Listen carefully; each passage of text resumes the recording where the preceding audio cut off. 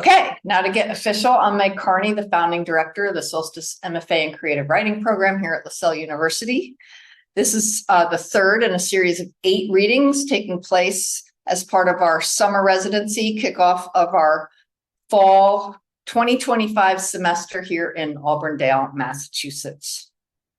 And for tonight's reading, first up we'll have alum and grad assistant Noah Shea, who will be introduced by fellow grad assistant Maurizio Turco.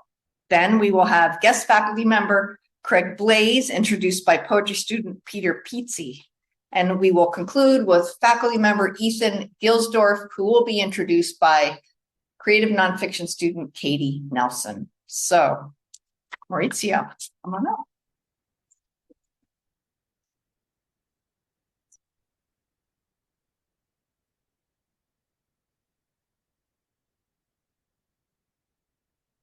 Thank you, Meg. As Meg mentioned, my name is Maurizio Turco. I'm a Solstice alum and grad assistant, and tonight I have the honor of introducing fellow alum and grad assistant Noah Shea. During his time as a student, Noah's manuscript, Beneath the Rose, tells the story of Abel Duncan, a Union soldier posing as a spy in the Southern Confederacy. Throughout the novel, Noah takes the reader for a ride as they experience Abel's many missions. Through his use of sensory details and tension, the reader is able to experience the struggles and challenges that Abel faces. I was first introduced to Noah back in 2021, shortly after being accepted into Solstice when the program still resided at Pine Manor College. Right away, Noah was quick to respond to any questions or concerns that I had as an incoming student and made me feel welcomed and accepted before stepping foot on campus. Unfortunately, Pine Manor was in the process of closing, and my acceptance had to be put on hold for the time being. Even through this difficult time, Noah and I conversed, and he made me feel assured that all would be all right and work out, and he was right. A year later, I was able to start my MFA at LaSalle University, where I was once again paired with Noah as my grad school buddy. We were both excited to finally meet in person, and right from the start, we kicked it off. We shared our writing project ideas with one another, spent countless moments talking and laughing, conversing about ghosts and paranormal, as well as finding a pastime in watching the wildlife on campus. Noah is a fine example of what Meg looks for when it comes to students. He is benevolent, always helpful, and always chooses compassion. Whenever I am unsure of the piece I am going to read, he's the first one there to boost my confidence and make me feel as though my writing is more than just words on a page. I've come to know Noah more than just being my grad school buddy. He has become a lifelong friend and the writing brother I never had. It is with my pleasure that we give a warm welcome to Noah Shea.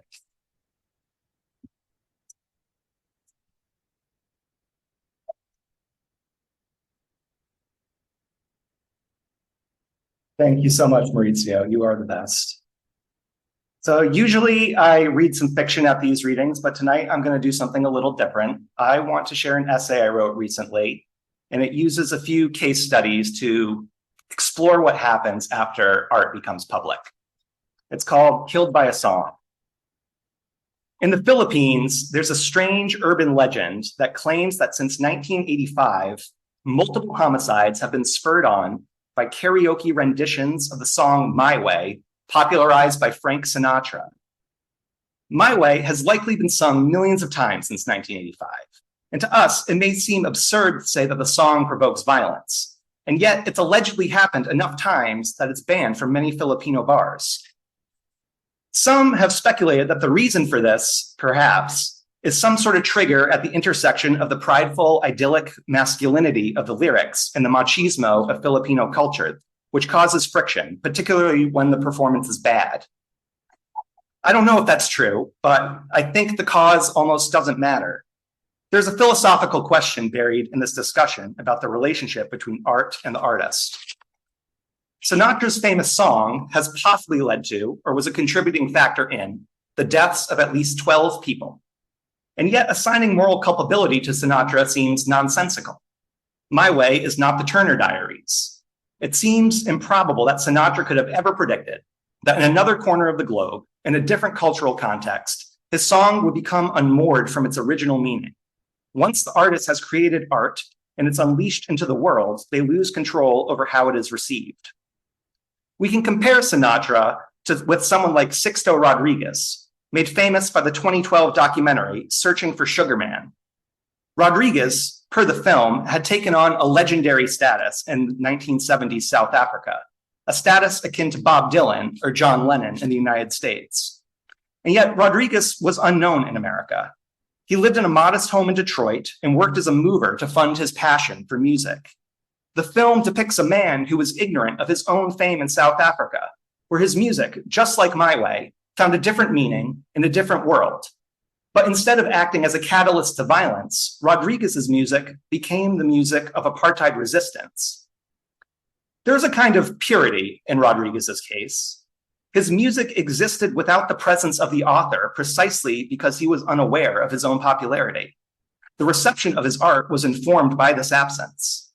In Searching for Sugar Man, Rodriguez is found, and he traveled to Cape Town, where he played concerts to raucous, sold-out soccer stadiums. But it was temporary. He left his fame behind and returned to his life in Detroit.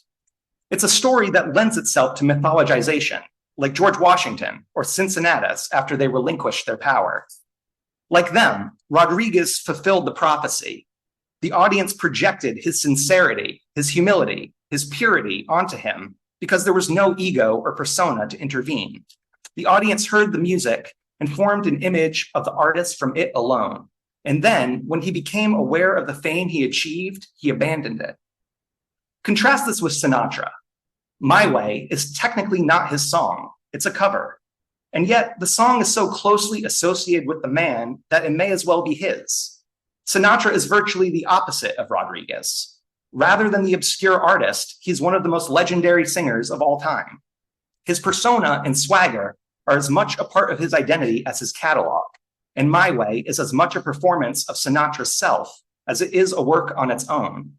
And so, in a karaoke bar on the other side of the world, without Sinatra's larger-than-life presence, maybe the performance distorts into something uncanny. The contrast between these two musicians is striking, but their common fate is more so.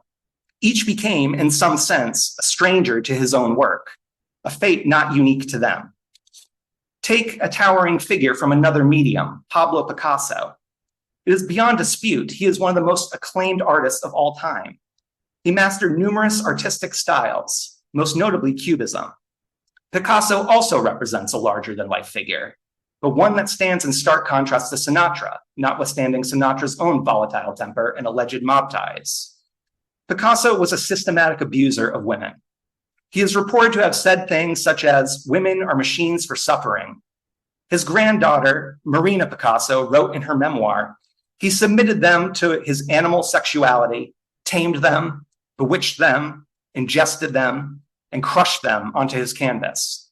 After he had spent many nights extracting their essence, once they were bled dry, he would dispose of them. Picasso's second wife, Jacqueline Roch, died by suicide. So did his lover, Marie-Therese Walter. His first wife, Olga Koklova, suffered a nervous breakdown. The pattern of abuse is horrific, yet even knowing these shocking details does little to deter us from elevating Picasso's work. He is still considered great. We bracket the art around the person.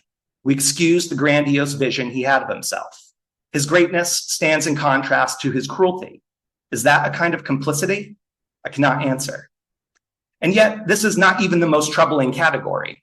Earlier, I mentioned the Turner Diaries, but I need not pick a work so explicitly ideological to illustrate this. Take H.P. Lovecraft, who posthumously became a titan of literature, one of the pillars of the horror genre. His worldview was not just an unfortunate happenstance, it is the core of his writing.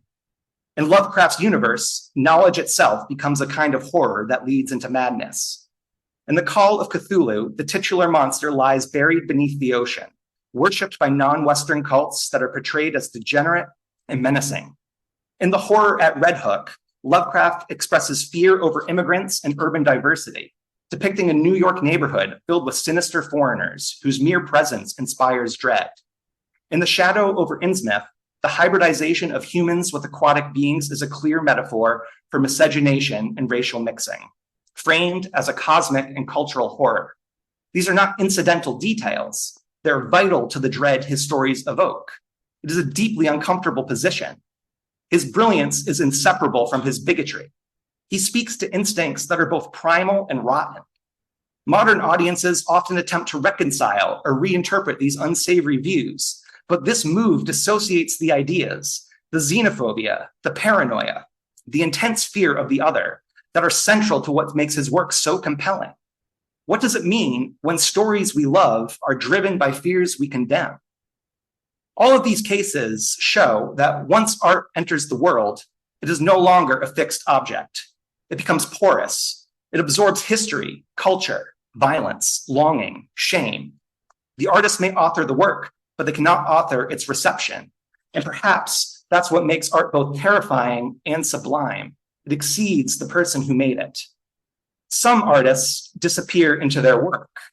Others dominate it. Some are sanctified for what they never asked for. Others are condemned for what they could not conceal. But in every case, the audience meets the art not in some neutral space of pure aesthetic contemplation, but in a dense thicket of context, memory, myth, and morality. It's one of the many reasons that art is more alchemy than science. It's not a message in a bottle, but a mirror passed from hand to hand, in which each generation sees something different, sometimes beautiful, sometimes monstrous, sometimes both. And maybe that means the final responsibility doesn't belong to the artist. Maybe it belongs to us. Thank you.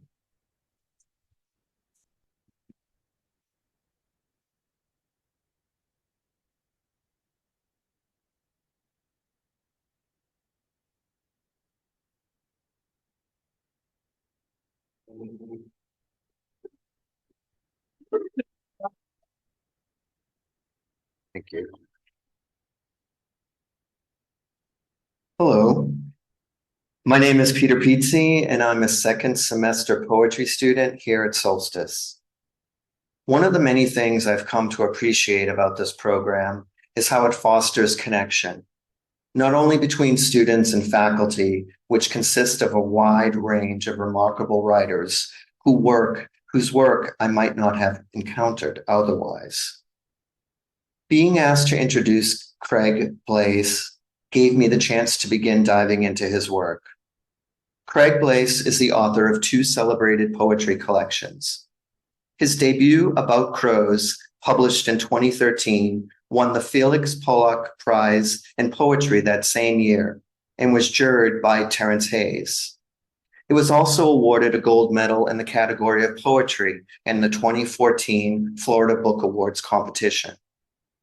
His second book, Moon News, published in 2021, was a finalist for the 2021 Miller Williams Poetry Prize, awarded by former U.S. Poet Laureate Billy Collins. His poems have appeared in journals such as the Antioch Review, the Southern Review, Best New Poems, and many others. Craig earned his MFA from Wichita State University and his PhD from Florida State University. He currently teaches at Anna Maria College here in Massachusetts. He is from Springfield, Mass. What I noticed right away when reading Craig's poems is how quiet they are at first. There's something calm about them. They move like fog across a field, gentle, then a flash of thunder and lightning, and then impossible to ignore. There's something about the way he uses the sonnet structure, its tightness, its pressure, that makes the emotion feel even sharper. Yet within that structure, he writes about raw subjects, heroin, hospital rooms, grief, showing how much room there still is for life and healing inside the boundaries. There's a constant sense of turning, a volta, not just as poetic craft, but a real-life pivot, from drinking to survival, from despair to attention.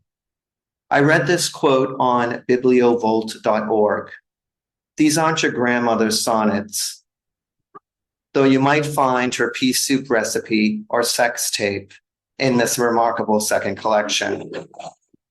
Okay. In his poem, Fishbone Novena, great title, published in his book, Moon News, he lists a cast of unlikely patrons. O Saint Staminer, saint stutterer, patron saint of the lisp and smoke-swept throat, patron saint of the veterinarian and marine biologist. It is prayer-like, but with this playful twist that flips reverence on its head. This poem continues describing animal control officers guiding raccoons, possums, foxes, skunks, even alligators around the neck, and drags them one by one across the field of stones to safety. The poem is playful, almost surreal. It builds into something moving, a kind of prayer for the overlooked, the awkward, the ones doing quiet, important work. It sneaks up on you with humor and then lands somewhere deep. It left me with this strange feeling, like I'd watched something small and holy happen. Craig's poems have that power. They bring you in gently through memory, detail, and sound, and before you realize it, you're sitting with something much bigger. Please join me in welcoming Craig Blais.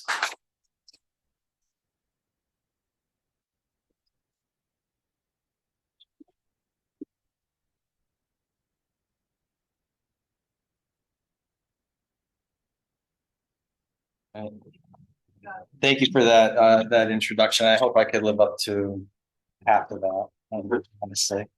And thank you for the invitation, Meg. As Peter had mentioned, I have been lucky enough to have two collections published, and today I'd like to read one poem from About Crows, one poem from Moon News, and I'm going to read one poem from my current project called The Vents. The catch is, I guess, that the second poem has like 4 parts or whatever, so it's kind of 6 poems.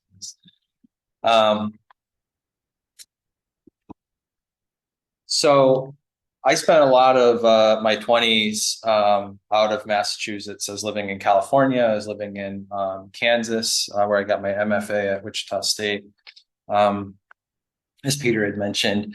And when I flew home, oftentimes my sister would pick me up from the airport down in Hartford and drive me half hour north to Springfield. And we would drive through this town, Enfield, which has like a prison that we would go by, and it kind of figures in this poem. She would oftentimes tell me about people who she saw at the airport that like made an impression on her. And I told her sort of off the cuff, I'm going to write a poem about you picking me up at the airport. And so this is that poem. It's called Sister at the Airport. On my sister's nights off, she drives alone to the airport and haunts the security gates. While man, woman, and child wait in line for random screenings, she stands to the side with other families waiting for loved ones to arrive, weary and smiling from the other side of the exit doors. My sister tells me that Western Mass is all microbrews and goodbyes. She prefers to be in a place where people arrive. She tells me with no sense of shame that the degree of pleasure she feels is contingent on sex, age, race, and perceived social status. While she feels little for the middle-class mother fingering her keyring and car alarm remote in expectation of her son coming home from some private university in the South, she's moved to tears at the sight of a child holding a cardboard sign that reads, "Welcome home, Daddy." My sister has conversations with those standing in wait. No feeling, she says, is so strong or pure as the anticipation of reunion. She listens to their stories and fills with their excitement, or else excuses herself to go buy coffee. Sometimes my sister tells them she's waiting for her boyfriend coming home on leave. Other times, if she doesn't feel like talking, she's there to pick up a housemate heading back from a business trip. And sometimes she's there to greet me, her brother, returning from Siem Reap or some other far-off place. When we were younger, she was always responsible for retrieving me from the airport. It was always a red eye from Oakland, and everyone else had become bored with homecomings. I'm afraid that's when this all started.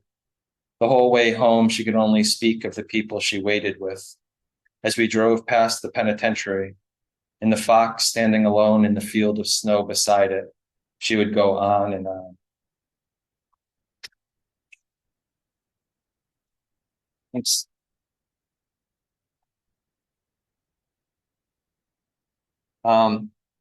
The next poem I'm going to read from Moon News. A lot of the poems in this I wrote. I quit drinking 14 years ago, and it was like a profound life decision for me, and ended up becoming a kind of theme of a lot of my poems in this collection. And this one in particular is about finding out through the grapevine, social media, that somebody I knew in Wichita had passed away, the result of drugs. And even though he was a friend of a friend, and I didn't really know him that well, he made an impression on me. And he's somebody who seemed to like he would have made an impression on anybody who met him. So I wrote this poem. It's called For Christopher V. Like I said, it's in 4 parts. Each one is 14 lines. 1. I was 6 states away and halfway through my morning ritual when I heard the news. A week-long heat wave in Wichita, 105 degrees at 6 p.m. It all clicked into place so quickly, some part of me thought I already knew. That's what's changed the most in the last 8 months. I allow myself thoughts like, maybe I already knew. Every morning I read out back, turning my chair to follow the sun until it disappears over the roof. My spirit animal is the heliotrope. As I shift 1 inch to the right, the pineal gland is stimulated by bioelectrical input received through the eyes, making me feel something like happiness. But I've been calling it gratitude. 2. Flashback to a Sunday afternoon in the house on Fairmount Ave. I was drinking a 30-pack and watching the Patriots. Tinfoil extended antenna bending off the ceiling. Pakistani neighbors playing cricket in the parking lot down the street. And you stopped by with a friend for free beer, but said you were interested in exploring, quote, traditional masculine gender roles. The sun is reversing its magnetic field every 11 years, flipping end over end like a chariot tossed by horses off the road and down a rocky embankment. North becomes south and south north as it follows an orbit around a galaxy center that flails its arms like a wide receiver looking for a penalty flag. 3. The sun is mine. Sound waves tunnel through it to form electrical patterns that mirror my own. I believe my own consciousness is the byproduct of bioelectrical patterns received from the sun. You believe it's a brute ball of unconscious gas burning in a vacuum. Everyone has to believe something. Rene Descartes thought the pineal gland was the seat of the soul, and that it fills with sand when neglected. My soul, like the sun, oscillates. It swings in the breeze like an opened-mouth mask hanging in a vineyard the size of a grain of wheat.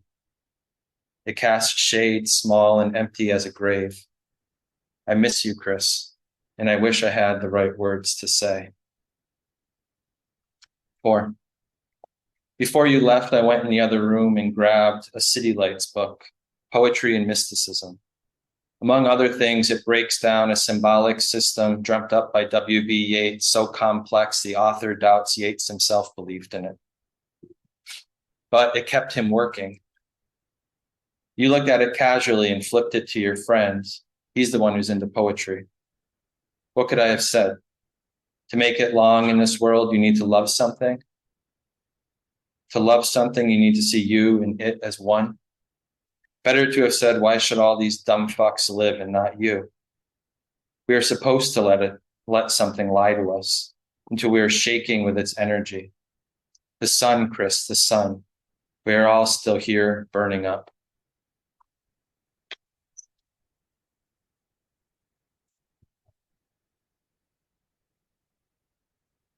That poem was originally called The Sun is My Brain, which I kind of like that title better in a way, but I feel like For Christopher V would kind of fit with the collection a little better. The poem I'm going to read now, the last one, is from, I guess, a I don't know exactly how to describe it. It's a book-length poem. That's fair to say. It's like a long poem. Maybe it's a memoir in verse, or it's a poem in verse, or in a poem in verse. It's it's autobiographical long work, kind of a hybrid or whatever. It's in 100 chapters. About half of them have been published, but the manuscript itself, I think, is sort of maybe I'm discovering if it's publishable. It might be unpublishable. But it is about the story of an adolescent boy discovering, art and creative writing, and he's figuring out how to live in the aftermath of some family tragedies. It probably is worth saying that certain things that I realize might need to be explained these days. There's these things that used to get delivered to our house. It's called newspapers. I was we used to have newspaper routes in my family, and like some days, if you deliver newspapers, some days are heavier than others. Thursdays and Sundays particularly heavy. Friday was pretty thin. Had to do with the inserts and the flyers, coupons, that kind of thing. My father started delivering newspapers, like hundreds of papers, like big routes, that you need a car to do, when he lost his job at a factory in Springfield. And then even after he got a job, eventually as like a school janitor, he still continued to do the newspapers, and we helped him out. And after he passed away, we continued to do his routes for years afterwards. So this poem is kind of about that. It's in the current issue of Gulf Coast, the literary magazine, and they published it under the title "Death Will Turn Any Day into a Sunday." Death will turn any day into a Sunday, but I know it was a Friday. My dad was on 2 morphine pills every 6 hours. It was a school day when my mom helped him down the front hallway stairs and drove them across town to the hospital with his lungs a quarter full of blood. She made sure he was admitted to a room, then she came home to be with us. That night, alone in bed, was the first time she let herself think he wouldn't make it. When she went back in the morning with her father, it was a Saturday. They walked into his room, but they didn't see him. From the chest up, he was emaciated. From the chest down, he was full of water. His skin itched, so they wiped him with a cold cloth. The nurses put on an oxygen mask that he vomited into. They cleaned it out and put it back on. He couldn't breathe. He shit himself. While getting cleaned, he just kept joking like everything was fine. "I just have to hang on long enough to piss on your grave," he said to my grandfather. Finally, my mom crawled into bed and held him. She knew then that he was scared. For the first time, she could see it in his eyes. The fluid in his lungs had built up until they couldn't hold anymore, and a brown liquid came out from everywhere. She looked into his eyes as he drowned in her arms. I know it was a Saturday, because the next morning we did his route, and the papers were heavy with coupons. Yeah, thank you.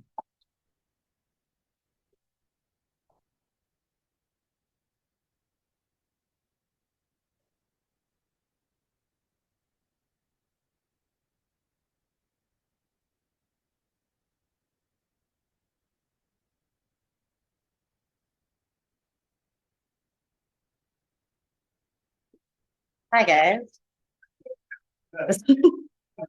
It's me, Katie. I am a 4th semester CNF student. And I had the privilege last semester of having Ethan as my Jedi master to my young Padawan. Or, if I'm a lowly bard, and he might be like a wizard if you're more into D&D. Beyond his work as a fantasy freak and gamer geek, Ethan also self-identifies as a nerd, an essayist, journalist, memoirist, poet, teacher, husband, and devoted dog dad to Franny and Wrigley. His work has appeared in the New York Times, Esquire, Wired, the Washington Post, Brevity, Poets and Writers, and several other prestigious publications. And I would also encourage you to check out Ethan's website for some amazing LARPing photos. His memoir, Fantasy Freaks and Gamer Geeks, was named a Massachusetts Center for the Book Mass Awards nonfiction must read.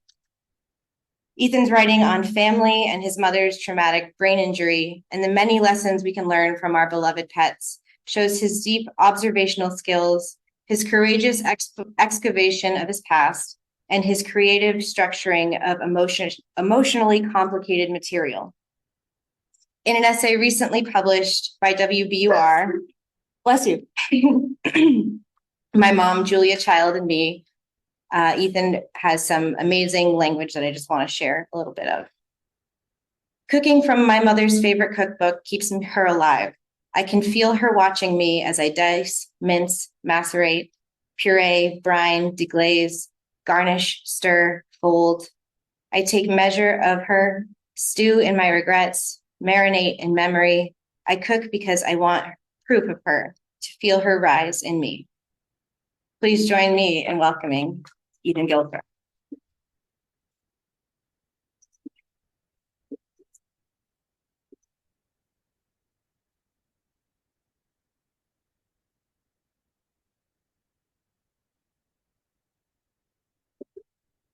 Katie Nelson, everyone.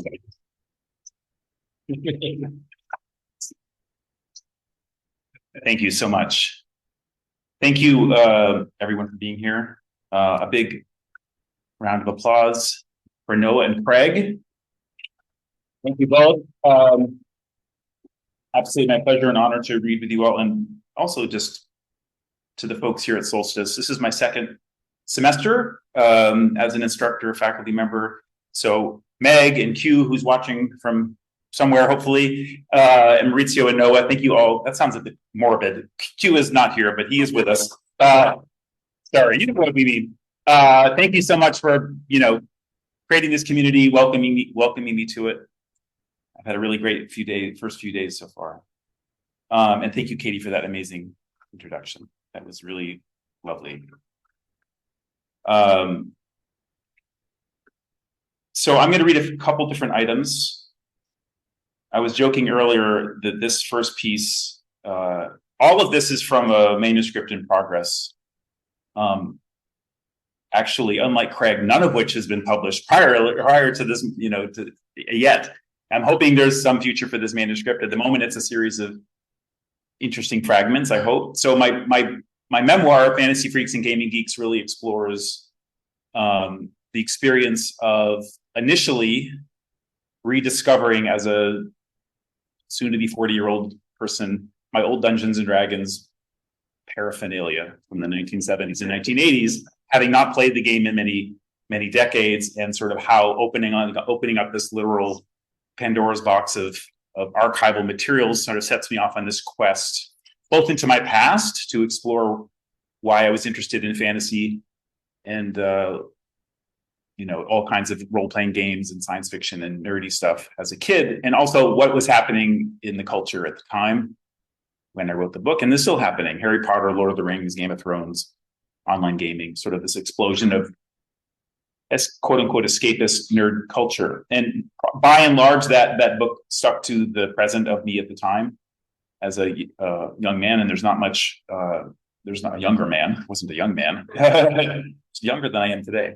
But I didn't talk too much about my childhood experiences other than the opening chapter, which mentions my mother. As Katie mentioned, my mother suffered a traumatic brain injury when I was 12. And it was the same year the year that this happened to her was the same year that I discovered the game of Dungeons and Dragons. So this memoir that I've been working on, which is tentatively called the Momster Manual, is a memoir adventure, I'm calling it. Partially memoir, partially sort of experimental, quasi-fiction, fantastical material that explores the perspective of the young Ethan character as a teenager, managing the experience of living with a disabled mother and the impact that he has on his life.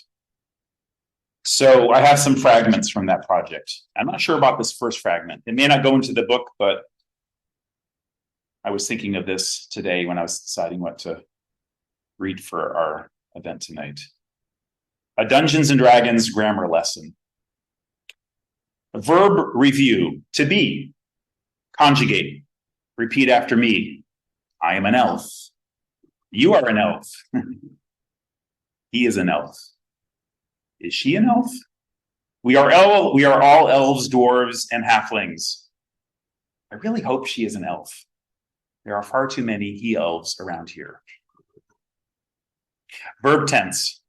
Simple present. I have 5 pounds of dice. Simple past. I killed 13 orcs. Conditional. If I had known your mom couldn't drive, I would have brought the pizza, dork. Present perfect. Ethan has played D&D every Friday night for 5 years straight. Future perfect. By senior year, Ethan will have kissed a girl. A real one. Vocabulary. Open your Dungeon Master's Guides to page 123, everyone, and use any of the following prostitute phrases in a sentence. Slovenly troll. Cheap trollop. Saucy tart. Wanton wench. Expensive doxy. Aged madam. Rich panderer. Brazen strumpet. This is actually a table in the Dungeons and Dragons Dungeon Master's Guide from 1979, believe it or not. Dialogue. Caroline, Zorg, est-ce que tu veux aller au cinéma avec moi? Caroline, Zorg, do you want to go to the movies with me? Zorg, non, me déteste toi. Zorg, no, me hate you. Zorg est a malfaisant chaotique. Zorg is chaotic evil. Conjunctions. Coordinate conjunctions include and, but, or, not, for, and yet. For example, I became ill by eating the Cheetos and drinking all the dew. The jocks should have arrived or will be arriving soon to take our dice away. The dungeon master had promised not to kill us, but he did not keep his promise. Subject-verb agreement. Singular subjects take singular verbs and plural subjects take plural verbs. My mother is not normal. My parents are divorced. Subjunctive mood. The subjunctive form is a verb tense that can take is a form of verb that you can use to express conditions that are hypothetical or not true. If I were cool for a day, I would invite more girls to play D&D. If I were to bake a cake, it would be in the shape of a 20-sided die that is also a dragon. It can be used to express wishes. I wish I were able to teleport to Tatooine, not Alderaan. It can express suggestions. I suggested that I skip gym class and continue to draw my dungeon map. And the last lesson is adjectives. Write the comparative and superlative forms of the following adjectives. Awesome, awesomer, awesomest, evil, eviler, evilest, nice, cool, wicked. All right. Thank you. So the form of the manuscript in its current form alternates between, I'm not sure again if that's going to make the cut or not, or whether that's just a half poem, half stand-up comedy bit. But anyway, nerd flavored, stand-up comedy poetry thing. But the present form of the manuscript contains some more narrative sections that read more story-like, which you'll hear from in a moment, and sort of some interludes, which are reworkings of pop culture stuff. Lots of D&D, enters into it significantly. And some of them are tables and charts and sort of things that you might see in a Dungeons and Dragons rulebook. And I know we have some D&D fans, and people are really conversant in the lingo here. So you don't hopefully need to know everything about how this works, but you do. In a typical manual, there might be lists of a monster with certain characteristics, all of which correspond to numbers and cool nerdy things that help you determine whether you're going to be able to defeat this monster or not. So as I mentioned, the book is called the Momster Manual, and in fact, in real life, as a somewhat cruel coping mechanism as a teenager, my sister and brother and I called my mother the Momster. And that's why the book is called the Momster Manual. So this is actually essentially what is a version of a monster description that might appear in this manual. And I'm pretending that it's on page 157 from the Monster Manual, first edition. Frequency, very rare. Number appearing, 1. Armor class, -2. Scales, plus guilt. Hit dice, 10 plus 5. Number of attacks, 3. 2 claws and 1 scold, or wooden spoon. Damage / attack, 1 to 6, 1 to 6, 2 to 12. Special attacks, breath weapon, also guilt. Fear aura, psychic scolding. Special defenses, magic resistance, emotional confusion, aura. Intelligence, exceptional, 15. Size, large, 14 feet, hunched posture. Alignment, chaotic neutral, passive aggressive, unpredictable. Description, the monster is a rare and tragic hybrid of a chromatic dragon and a powerful matriarchal human sorceress. These creatures haunt warped domestic realms and dream-warped dungeons, drawn to children, adventurers, and especially wayward sons. Her draconic lower body, thick with scales and a flicking tail, contrasts with her upper half, which resembles a towering, overbearing mother figure. Her eyes glow with divination, and she wields a blackened wooden spoon, capable of dealing psychic and physical damage. Combat. The monster uses emotional guilt as a breath weapon, once per day, 50-foot cone, save versus spells, or be stunned in shame for 1 to 6 rounds. She scolds as a psychic attack, forcing a morale check at -4. Retreat, or causing retreat to bedroom / bathroom, and self-doubt. Once per turn, she may unleash her monologue of disappointment, affecting all creatures within a 60-foot radius. The monster will not kill unless absolutely necessary. Instead, she seeks to shame, guilt, or emotionally paralyze her enemies, especially if they resemble her children. Habitat.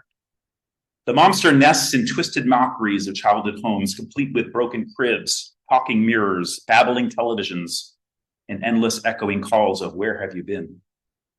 She hoards not gold, but memories, drawings, and emotional echoes of long-lost family.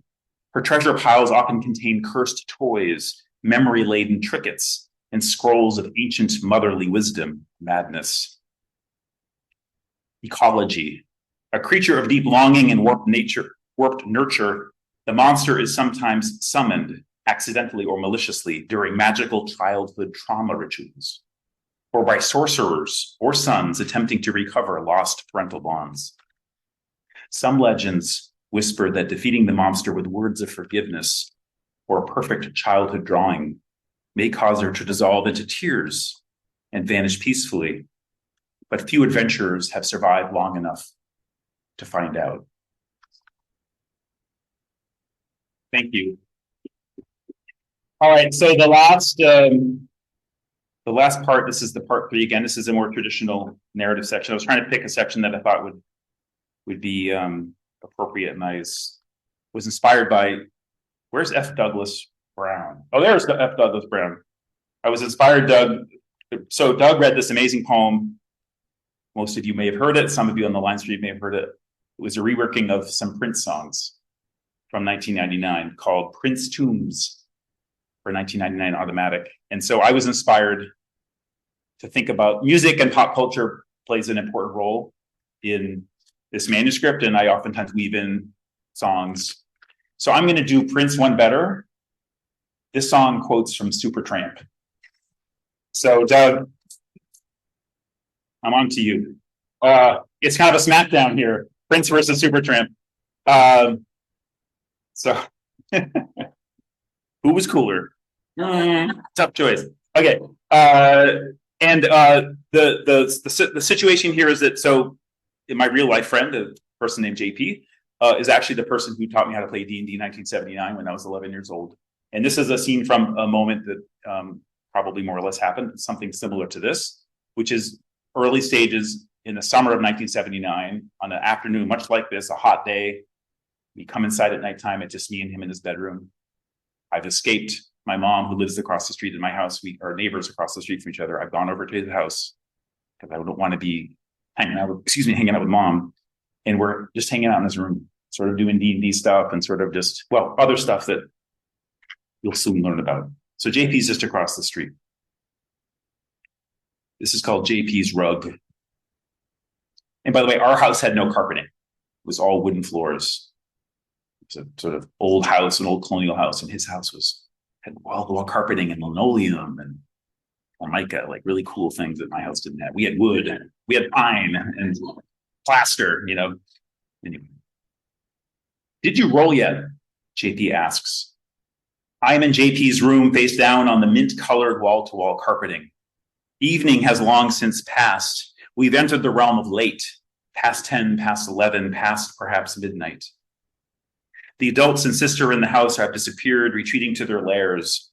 Outside the window screen, I can hear bleeps and chirps of small beings, insects and frogs leaking from the woods behind the house, trying to make themselves heard. I'm here. Inside JP's room is a nest of sleeping bags, book bags, bags of chips, towers of paperbacks, Roger Zelazny, Piers Anthony, Ursula Le Guin, and hardcover tomes, The Dungeon Masters, The Player's Handbook, The Monster Manual, spread open to reveal their arcane secrets, characteristics and definitions, tables and charts, statistics, results, probabilities, and outcomes, predictability. I'm rolling up a character for a new campaign. I shift my weight and push the meat of my palm on a sharp, four-sided die. Ouch! I cry to no one, then stifle it. JP is quiet, pushes up glasses on his nose. Hand me those cheese doodles, he demands, flipping another page of Merlin, a very adult fantasy, the paperback he gave me for my birthday. True story. Supertramp's Breakfast in America spins on the turntable, rotating like the earth, like the moon, traveling around an unseen sun.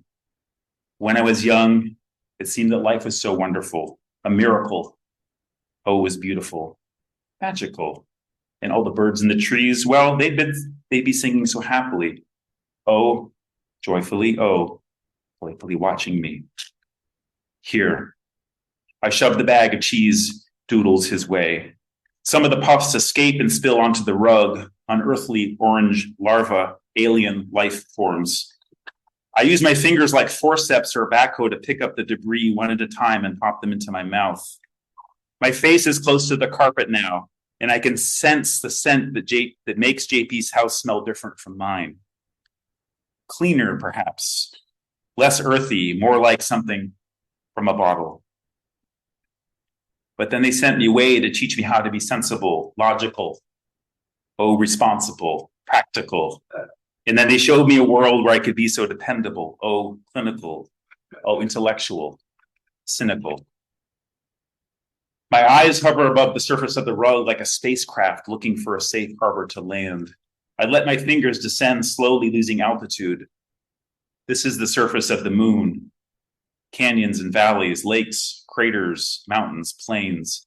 I am this close to its fibers, and I can see the moguls and depressions, its contours, the shape and form of its undulations. The fingertips achieve touchdown.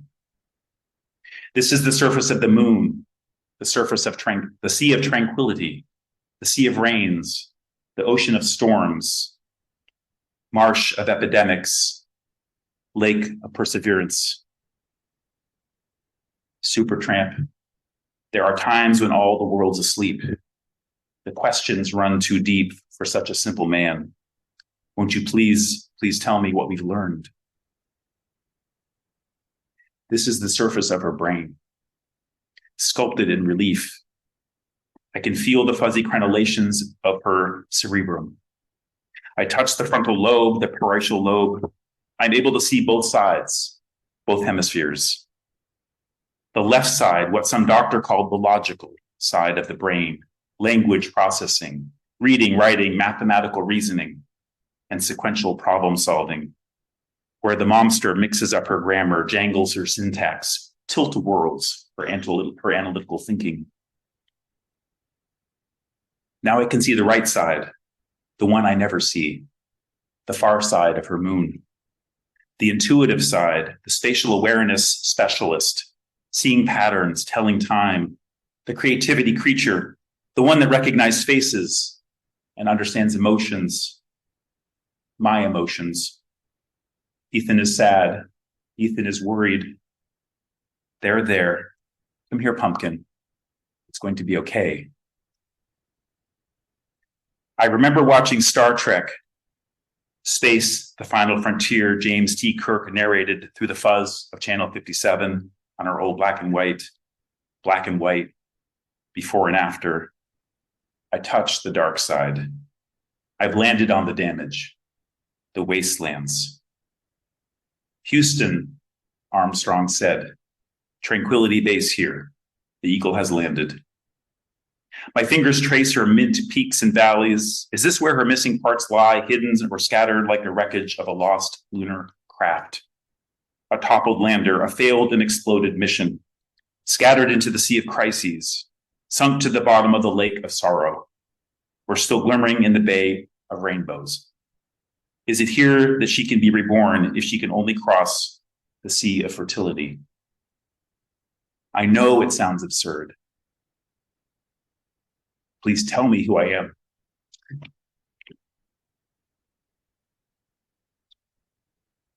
Interesting. Please tell me who I am. Can I survive here in the lack of oxygen, the limited gravity? The Dungeon Master's Guide should have a chart for that. Lunar survival table. 1d4. Roll to determine how your character fares on the desolate, airless surface of the moon. 1. Oxygen leak. Your suit is compromised by micrometeorites. You have 3 rounds to patch it with a DC 15 intelligence check or suffocate. 2. Alien spores cling to your boots. Roll a DC 14 constitution save or hallucinate lunar whispers from your mother for 1 to 6 hours. 3. Crater cache. You stumble upon an abandoned lunar outpost. Roll on treasure table Q. 25% chance of finding a functional +1 lightsaber. Gravity 4, gravity flux. A gravitational anomaly flings you 60 feet into the air. Make a DC 13 dexterity saving throw to stabilize using your thruster pack or take 3d6 force damage on impact. So, what did you get? Who are you going to be? JP asks. Who am I going to be? Paladin, ranger, wizard, fighter? Please tell me who I am. Cleric, healer? Who I am. Thief? Who I am. Stop hogging the cheese doodles, I say. Supertramp makes a few more rotations around the spindle. Because I was feeling so illogical. Yeah, the digital. Oh, it's getting unbelievable. I hear the bleeps and chirps, small beings leaking from outside in. I feel the parts of me leaking from the inside out. Emotional overload. Major Tom, my lunar lander can't stay any longer. Abort mission. Pull up the gangway, secure the hatch, ignition on.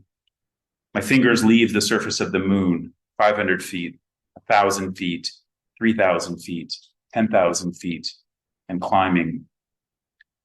Moon, Mom, I'm floating now. I'll see you back home. Thank you.